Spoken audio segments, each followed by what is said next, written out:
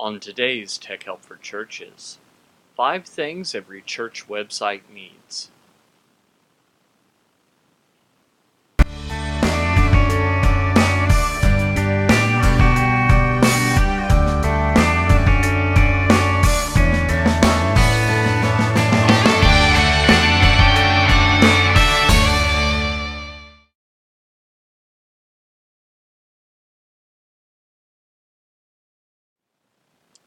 Hi, and welcome again to another episode of Tech Help for Churches. I, of course, am your host, Paul Allen Clifford, and I'd love for you to join the conversation. So head on over to trinitydigitalmedia.com/contact. I'll be happy to discuss things with you over there. There's also plenty of contact information over there, so you can call in if you prefer. 1-877-POD-ECHO, 1-877-763-3246, and that will get you in touch with me. You can also use my Twitter handle, which is right under my face on the video if you're watching this on YouTube or on trinitydigitalmedia.com. And I am happy to interact with you there as well. Now, before we get started, I do have just a couple of things to talk about. First, let's talk about my streaming provider, churchstreaming.tv.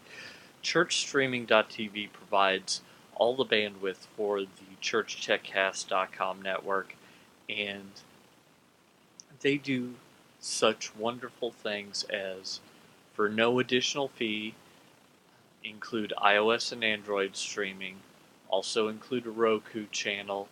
They provide bandwidth for a video podcast, and the list goes on and on. So head over to trinitydigitalmedia.com/churchstreaming, and there you'll find even more great stuff. Also, my pastor's book, What Life Are You Waiting For?, is available for pre-order on Amazon.com.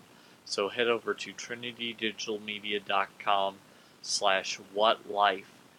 That graphic is actually wrong for some reason. The redirection isn't working, but What Life will take you there, and you can pre-order that book, and I think you'll be really pleased if you enjoy my Wednesday show, Eternity Changers. It's just more of the same in What Life Are You Waiting For? So head over there and take a look at that. So let's talk, shall we, about some things that I've noticed that basically every church website needs, and that is, well, there's a list of things, and over and over and over again I see church websites without these things, and they're really just making a huge mistake. So let's talk about each of these 5 things and why you need them. First off, you need directions and service times.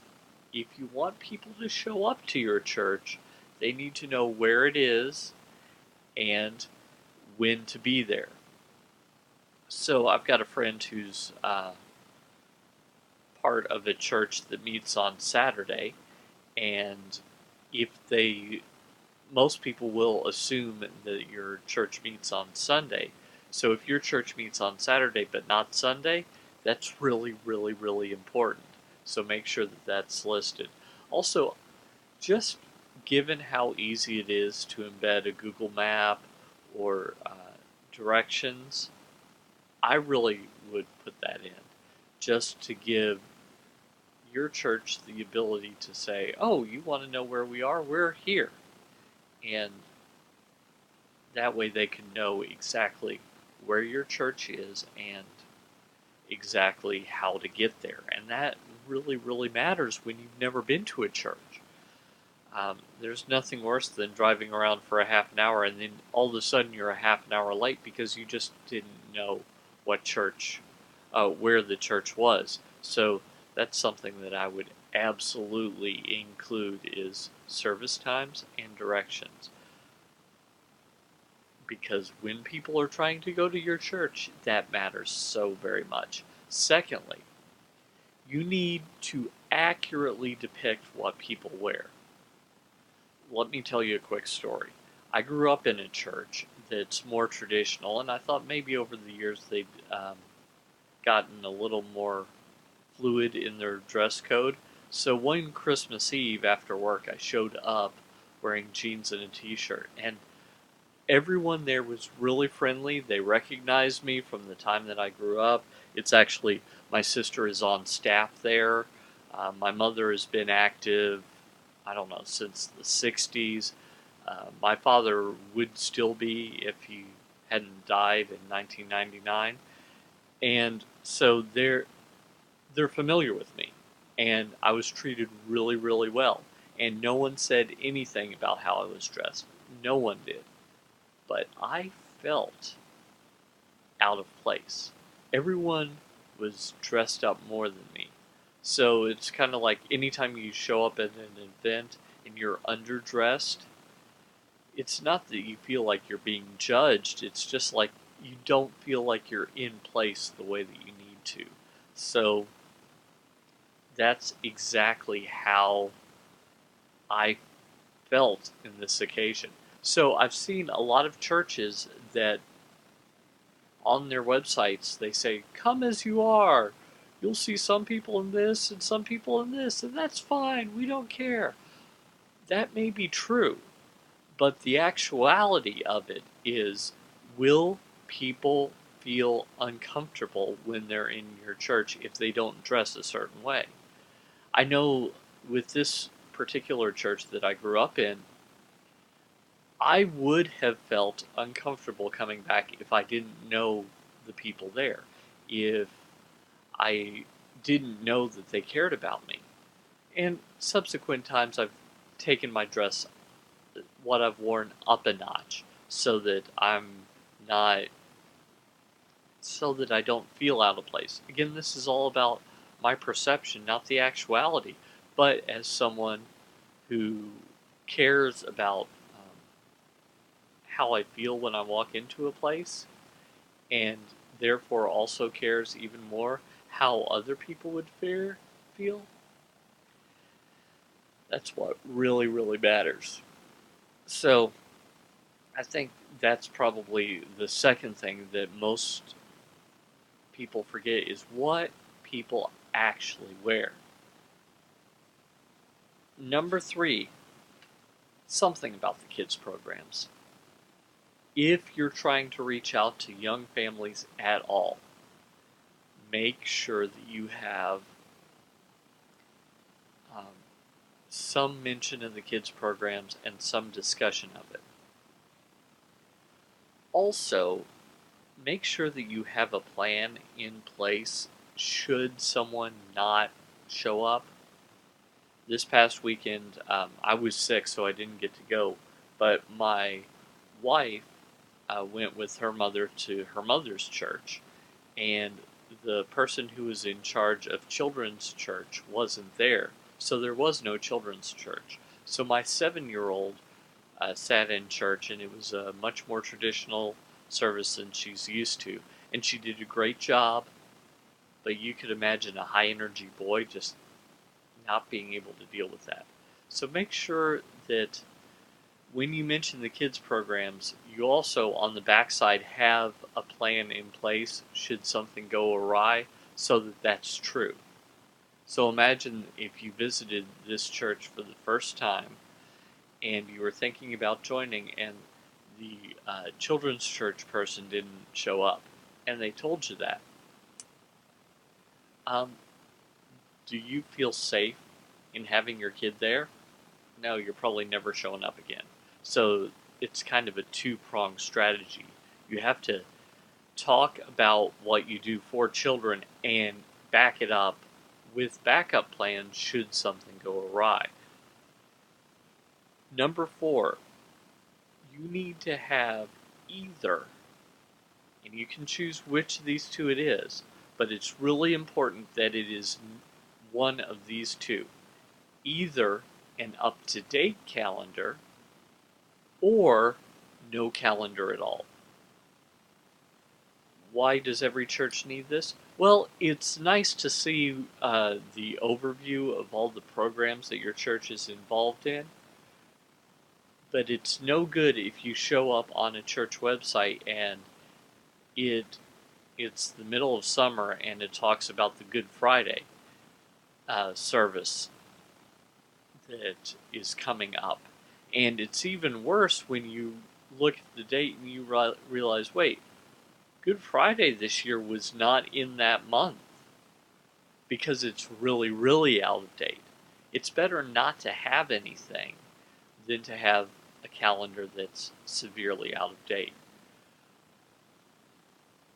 1 week is not horrid, but I saw this in my own town. I was driving past a church and they had up this, you know how they have church signs with the movable words?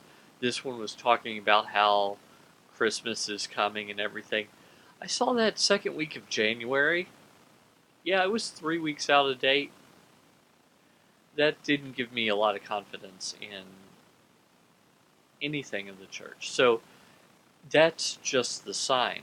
Think about it if it's the website. Remember, everyone under the age of 40 is going to your church's website before they go to your church.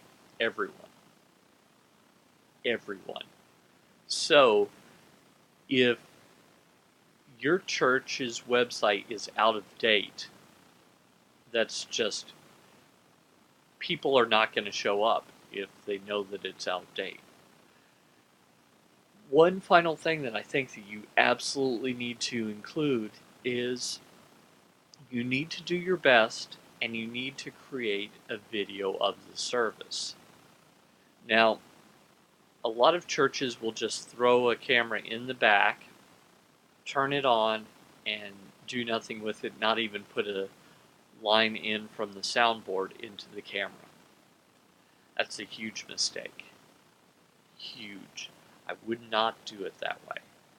What you want to do is you want to produce something that sheds the best light on your church.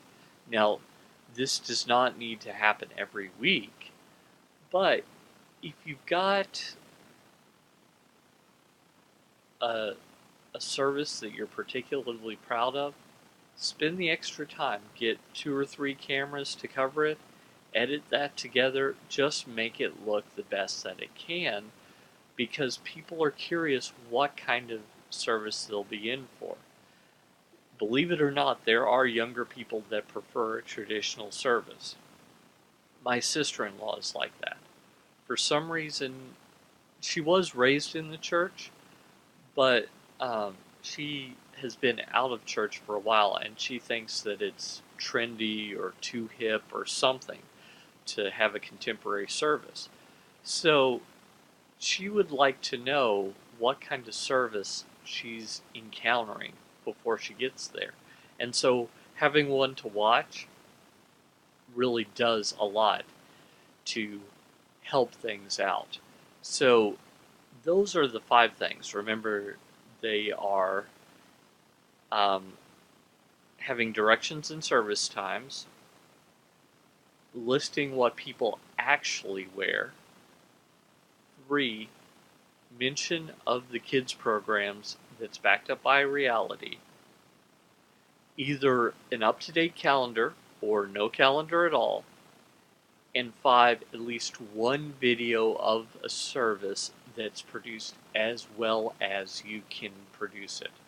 Go all out for this, because this is your commercial for your church service. It's what tells people what to expect. It's really something that I think all churches really, really need. I guess if for some reason you couldn't do that, it would be better to have audio of a church service and make sure that it's the best audio you can get. Maybe you even have the last month of services on there in audio form, even if you only have one video or no videos. Just having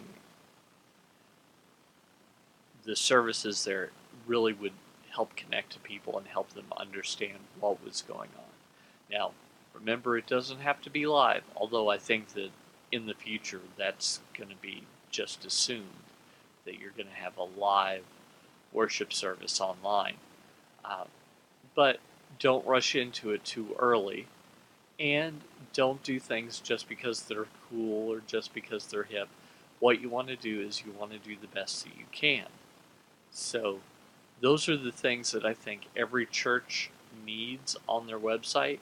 And I think that the reason that you need that is because your church's online presence tells something about your church, and it draws people in a way that a lot of other things can't. So keep that in mind as you're designing your church website, as you're trying to get everything that you can into it that draws people, because that's how we go out and change eternity. Until next time, I'm Paul Allen Clifford with TrinityDigitalMedia.com.